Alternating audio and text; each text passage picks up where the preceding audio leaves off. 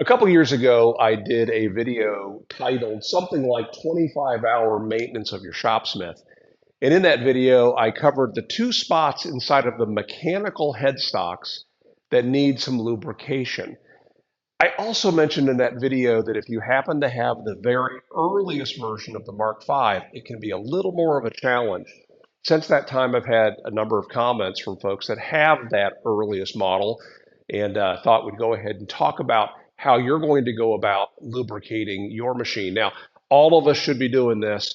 It's something we do every 25 hours of use, or I would say at least once a year if you don't have a way of tracking your actual runtime.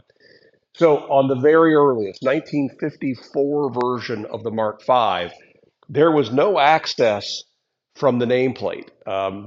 They made those machines, they were sand casted from aluminum, and there was no certainty that that model was going to catch on, but boy, did it catch on. And within that first year, they switched over and made that nameplate removable. Now, Everett Davis is a channel member here and has been very active on the Shopsmith Owners Facebook group as well as the Shopsmith Forum over the years, and is a collector of all things Shopsmith history. And I bet you in a comment down below, I could encourage Everett to maybe give us an idea of that range when Magna made the headstock with and without that access port. Everett, I'm throwing this to you. And then today, we have a very large nameplate that is held in place with something of a rivet as well as a screw. So we can loosen that and swing that nameplate out of the way and have just tons of access to it.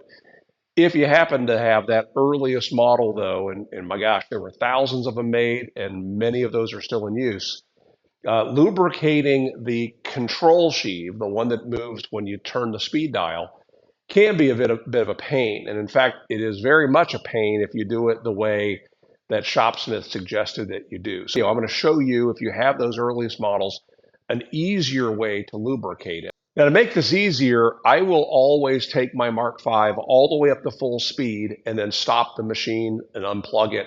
And I know that some people believe that you can't do that. You can, you just have to know how to deal with that afterwards. But all of this is much easier to do with the machine set at high speed. Then remember to unplug the machine before we tear into it.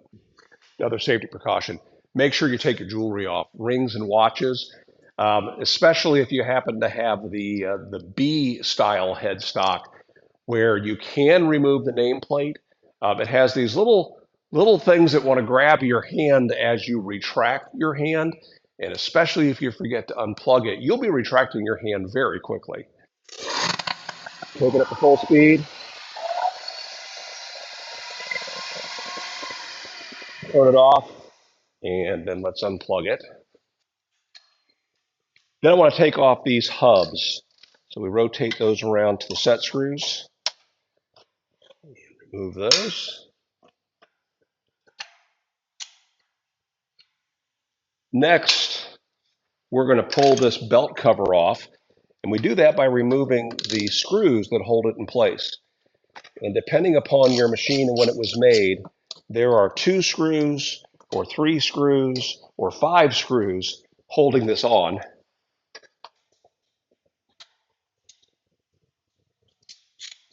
This model happens to have 2. Pull the belt cover off. And we can either remove this or simply put a couple clamps here, and that'll hold it completely out of the way. Next, I'm going to slide this headstock all the way down as far as it'll go. That may require loosening and sliding the carriage down as well. Now we're ready to go up into the drill press position. Now the first place that needs to be lubricated is this movable sheave right here.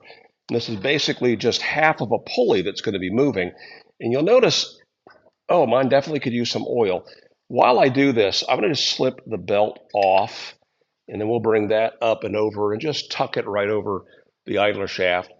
And it does take some muscles to do this, and I can tell you right now that feels a little bit stiff. Depending upon when your machine was made, you can separate these springs right here, and you can find a hole that allows you to add oil. If you don't happen to have a hole there. What we can do is we can just spread the sheaves. You'll notice I'm kind of using my hands like a puller, pushing down here and lifting with my fingers. And then we can apply oil directly onto the shaft. A couple drops will do. And then we're going to move that up and down a few times to distribute that oil. Dramatically better. Next, since we don't happen to have the ability to remove the nameplate on the earlier models, what Shopsmith had always recommended that we do is to insert our table. I'm just going to put my power cord right here for a moment. Next, the advice was to insert your table from the back side of the carriage. And yes, I know that's kind of weird. You're not used to seeing it there, but this is done on purpose because what we're going to do is we're going to use this table to support this motor pan. So you would remove your screws and pull the motor pan completely off. I'm going to recommend you not do it that way. Instead, what I'm going to do is I'm going to take my oiler and I'm going to go up to the shaft in between the two sheaves here where I control the speed. And again, I can apply a few dabs of oil directly onto that shaft. And with that, you can push up on the belt, giving it a little bit of slack. So now I can raise and lower the speed a couple times. I'm just turning the crank on the front of the machine, opening and closing those sheaves. You're just spreading that oil.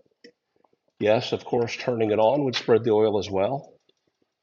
And already, things are already starting to feel a little better. Now again, we're going to take this all the way up to full speed when we're done. Make sure that that belt is seated inside of the control sheaves. And then we're going to feed this back over this. And you can see by just giving that a bit of a spin by hand, you can feed it right back over the bottom sheaves. At this point, we don't want to be messing around with the speed control until this is turned on and back under power. Normally, I would lay this back down and reassemble this before I start messing around with the speed control, but let me plug this in and we'll see how this now works under power. So I'm going to take this machine that's currently set at high speed, I'm going to turn it on, and while I turn it on, I'm going to begin to lower the speed on the speed dial.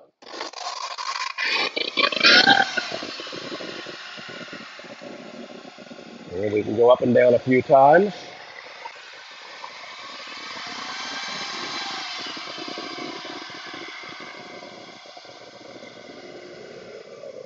Ending with it on low speed.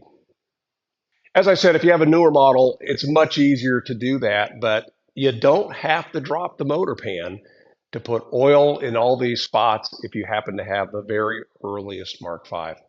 I look forward to your questions, comments, and cheap shots, and make it a great day.